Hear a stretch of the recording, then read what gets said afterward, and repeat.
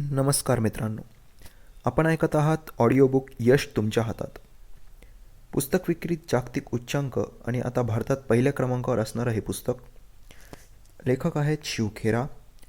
हे पुस्तक international best seller आहे. विजेते वेगळ्या गोष्टी करत नाहीत, ते प्रत्येक गोष्ट वेगळेपणाने करतात. उच्च यश प्राप्तीची जिद्द बाळगणाऱ्यांसाठी बहुमोल मार्गदर्शन. प्रस्तावना. यशस्वी होणं याचा अर्थ कधीही अपयश न मिळणं असा नसून अंतिम ध्येय गाठणं असा आहे. याचा अर्थ प्रत्येक लढाई जिंकणं असा नसून युद्ध जिंकणं असा आहे. आयुष्यात अक्षरशः भरकटत गेलेले लोक आपल्याला भेटतात. नशिबाने जे घडेल ते सर्व ते स्वीकारत राहतात. त्यांतील काही चुकून माकून अपघाताने यशस्वी होतातही. परंतु बहुतेक जण वैफल्य आणि असमाधान यांनी आयुष्यभर ग्रासलेले असतात. हे पुस्तक अशा निराश व असमाधानी लोकांसाठी नाही. यशप्राप्तीसाठी लागणारा निर्धार तर त्यांच्याजवळ नसतोच, पण यश मिळवण्यासाठी आवश्यक असणारा वेळ देण्याची आणि प्रयत्न करण्याचीही त्यांची तयारी नसते. हे पुस्तक तुमच्यासाठी आहे.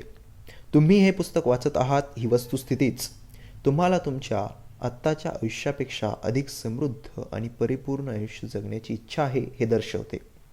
समृद्ध आणि परिपूर्ण आयुष्य जगण्यास तुम्हाला सक्षम करण्यासाठी हे पुस्तक आहे. प्रकरण पहिले. महत्त्व दृष्टिकोनाचे. सकारात्मक दृष्टिकोनाची निर्मिती. गोष्ट. एक फुगेवाला जत्रेमध्ये फुगे विकून उदरनिर्वाह करायचा. त्याच्याकडे लाल, निळे, पिवळे आणि हिरवे वगैरे विविध रंगाचे फुगे असायचे. विक्री कमी होऊ लागली की एखादा फुगा तो सिलेंडरमधून हेलियम वायू भरून हवेत सोडायचा.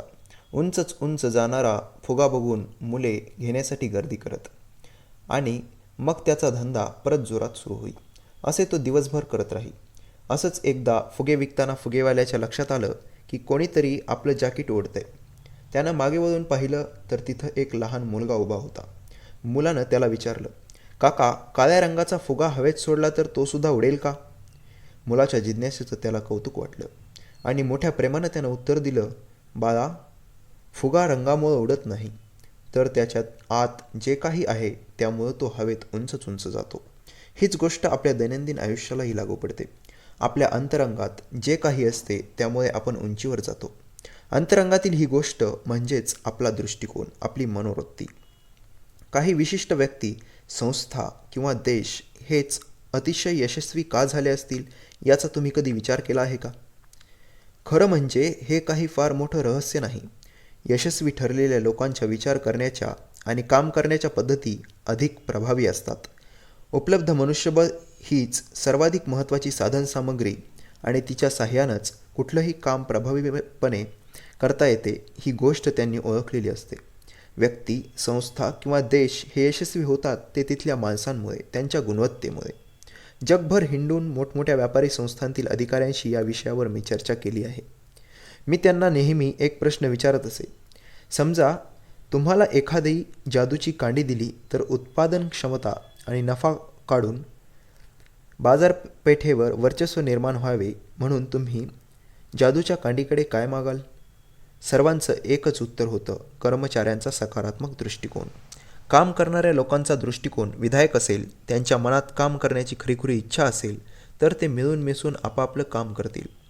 वायफळ खर्च, नासाडी टाळतील, कामाबद्दलची निष्ठा बाळगतील आणि एकूणच सर्व संस्थेत मनापासून काम करण्याचं वातावरण किंवा मानसिकता निर्माण होईल. हार्वर्ड विद्यापीठातील विल्यम जेम्स म्हणतात, आजच्या काळात माणसाला एक मोठंच सत्य गवसलं आहे आणि ते म्हणजे आपल्या दृष्टिकोनात बदल करून आपले आयुष्यच माणूस बदलू शकतो. कुठल्याही व्यवसायामध्ये सर्वाधिक महत्त्वाची गोष्ट किंवा संपत्ती म्हणजे मनुष्यबळ होय. ही संपत्ती भांडवल किंवा यंत्रसामग्री यांच्यापेक्षाही अधिक महत्त्वाची असते. दुर्दैवाने हीच संपत्ती सर्वाधिक प्रमाणात तुच्छ किंवा निरुपयोगी ठरवली जाते. आपली माणसे हीच आपली खरीखुरी संपत्ती असते. कधीकधी याच्या अगदी विरुद्धही घडते. आपली माणसे हेच आपले सगळ्यात मोठे ओझे ठरते. गुणसंपन्नतेची कसोटी. ग्राहकांना जास्तीत जास्त चांगली सेवा कशी द्यावी, आपले उत्पादन अधिकाधिक ग्राहकांपर्यंत पोहोचवण्यासाठी कोणती विक्री कौशल्य आत्मसात करावीत, आपल्या कार्याचे सूत्रबद्ध नियोजन कसं करावं, अडचणीच्या प्रसंगांना कशा पद्धतीने सामोरं जावं, अशा निरनिराळ्या विषयांवरची प्रशिक्षण शिबिरे अनेक ठिकाणी मी घेतली आहेत. या शिबिरांच्या प्रदीर्घ अनुभवानंतर माझं ठाम मत बनलं आहे की या शिबिरांचे यश प्रामुख्याने एकाच गोष्टीवर अवलंबून असते आणि ही गोष्ट म्हणजे गुणसंपन्नतेच्या कसोटीवर उतरणाऱ्या व्यक्तींचा त्यात असणारा सहभाग. ही गुणसंपन्नतेची कसोटी म्हणजे आहे तरी काय? या कसोटीवर उतरणारे लोक नेमके कोणते गुण जवळ बाळगून असतात? तर हे गुण म्हणजे चारित्र्य, प्रामाणिकपणा, नैतिक मूल्य, सकारात्मक दृष्टिकोन. गैरसमज करून घेऊ नका. इतर सर्व कार्यक्रमही महत्त्वाचे असतातच, पण त्यांचा पाया भक्कम असेल तरच हमखास यश मिळते. हा पाया म्हणजे गुणसंपन्नतेच्या कसोटीवर उतरणारे लोक. उदाहरणार्थ, काही ग्राहक सेवा शिबिरांत प्लीज, थँक यू यांसारख्या शब्दांची सुहास्य वदनाने साखर पेरणी करण्यावर, हस्तांदोलन वगैरे शिष्टाचारांचा आवर्जून वापर या गोष्टींवर भर दिला जातो. पण खोटं स्मित कुठवर उपयोगी पडणार? त्या व्यक्तीच्या मनामध्ये ग्राहकाविषयी मुळातच सेवाभाव नसेल तर तो किती वेळ स्मित करणार? शिवाय असं खोटं वरवरचं स्मित लोक लगेच ओळखतात. आपलं वर्तन खरोखरच प्रामाणिक असणं जास्त महत्त्वाचं असतं. त्याचं उथळ प्रदर्शन निरुपयोगी ठरतं. याचा अर्थ असा नाही की प्लीज, थँक्यू यासारखे सौजन्यदर्शक शब्द किंवा प्रसन्न स्मितहास्य अनावश्यक आहेत. या गोष्टी हव्यातच. पण अंतःकरणात खरा सेवाभाव असेल तर या बाह्य गोष्टी आपोआप येतातच. त्या कृत्रिमपणे कराव्या लागत नाहीत. फ्रेंच तत्त्वज्ञ ब्लेज पास्कल याच्याकडे एक माणूस आला आणि म्हणाला, तुमच्यासारखी बुद्धी मला मिळाली असती तर मी अधिक चांगला माणूस बनलो असतो. त्यावर पास्कलनं म्हटलं, तुम्ही प्रथम चांगला माणूस बनण्याचा प्रयत्न करा, म्हणजे माझ्यासारखी बुद्धीही तुम्हाला आपोआप लाभेल. कॅलगरी टॉवर 190.8 मीटर उंचीचं आहे. त्याचं वजन 10,884 टन आहे.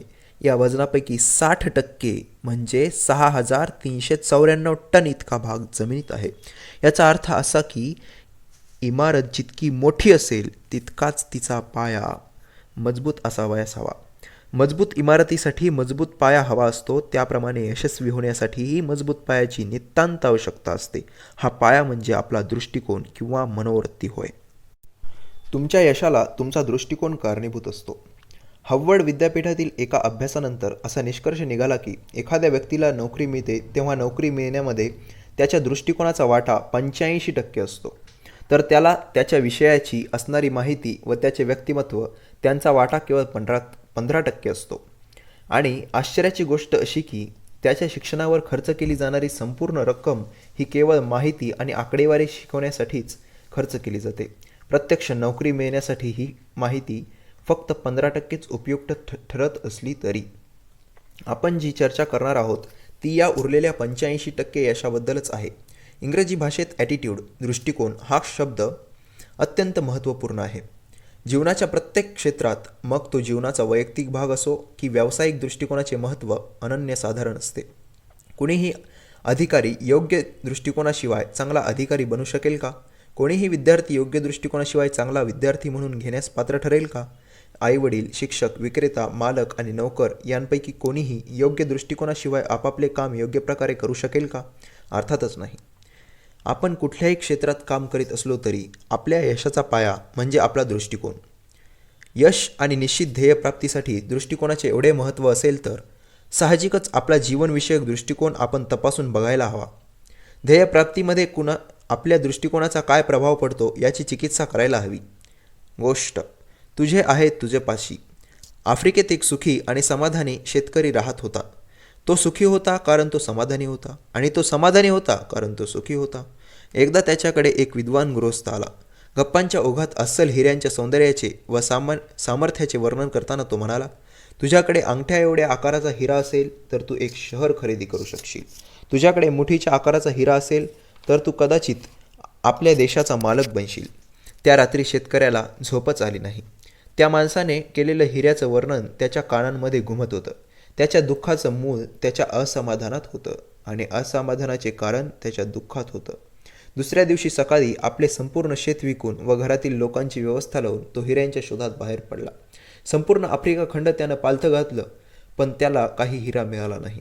युरोप पालथा घातला तरी त्याला हिऱ्यांचा शोध लागला नाही. स्पेनमध्ये पोहोचला तेव्हा तो शारीरिक, आर्थिक आणि मानसिकदृष्ट्या पूर्णपणे उद्ध्वस्त झालेला होता. याच मनस्थितीत त्याने बार्सिलोना नदीत उडी मारून आत्महत्या केली. इकडे त्याचे शेत विकत घेणारा तो माणूस आपल्या उंटाला पाणी पाजण्यासाठी शेतातून वाहणाऱ्या पाटाजवळ थांबला होता. पाटाच्या पलीकडच्या काठावर सूर्यप्रकाशात त्याला एक दगड चमकत असलेला दिसला. बैठकीच्या खोलीत शोभेसाठी तो दगड ठेवता येईल असा विचार करून त्याने तो दगड उचलला व बैठकीच्या खोलीत ठेवून दिला. त्याच दिवशी दुपारी योगायोगाने तो विद्वान गृहस्थ तेथे आला. त्या चमकणाऱ्या दगडाकडे बघून त्याने प्रश्न केला, हाफिज परत आलाय का? शेताच्या नव्या मालकाने उत्तर दिले, नाही. पण आपण असा प्रश्न का विचारत आहात? तो विद्वान म्हणाला, तो समोरचा दगड म्हणजे हिरा आहे. मी पाहता क्षणीच ओळखलं. नवीन मालक म्हणाला, कसं शक्य आहे? तो तर एक दगड आहे. मला पाटाजवळ सापडला. तिथे असे आणखी कितीतरी दगड पडले आहेत. त्या दोघांनी शेतात हिंडून आणखी काही दगड गोळा केले, तपासणीसाठी पाठवून दिले. ते दगड नसून खरोखरच हिरे होते. त्या शेतजमिनीत खरोखरच सर्वत्र हिरे पसरल्याचे त्यांना आढळले. या कथेचं तात्पर्य काय? ऐकूया पुढच्या भागात. ऐकत रहा यश तुमच्या हातात. सबस्क्राईब करा, नक्की सबस्क्राईब करा आणि पुढील भागासाठी घंटी वाजवा.